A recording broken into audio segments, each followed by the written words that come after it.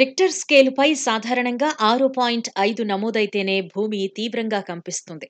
అలాంటిది రిక్టర్ స్కేల్పై భూకంపం తీవ్రత 7.5కి చేరితే ఎలా ఉంటుందో ఒకసారి ఊహించుకోండి.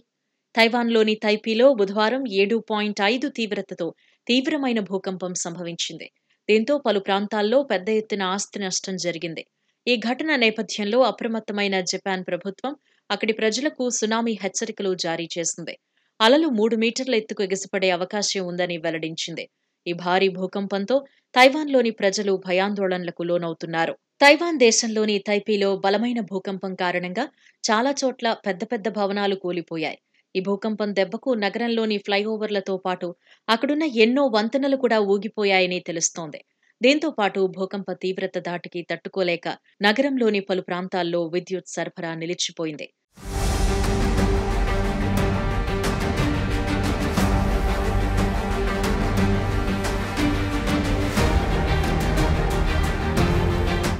అంతేకాకుండా ఇళ్లలో ఉన్న ప్రజలు భయపడి ఎక్కడి వాళ్లక్కడ బిక్కుబిక్కుమంటూ కూర్చున్నారు.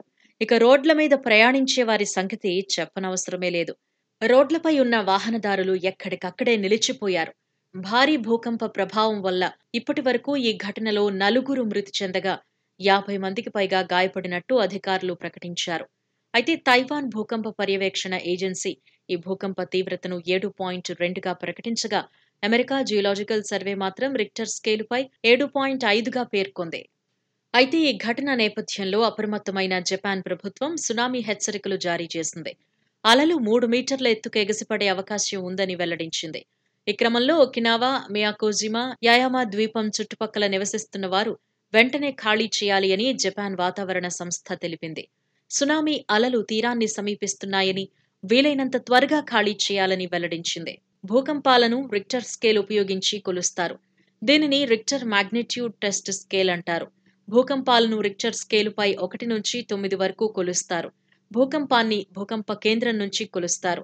భూకంపం సమయంలో భూమి లోపల నుంచి విడుదలయ్యే శక్తి ద్వారా భూకంప తీవ్రతను నిర్ణయిస్తారు.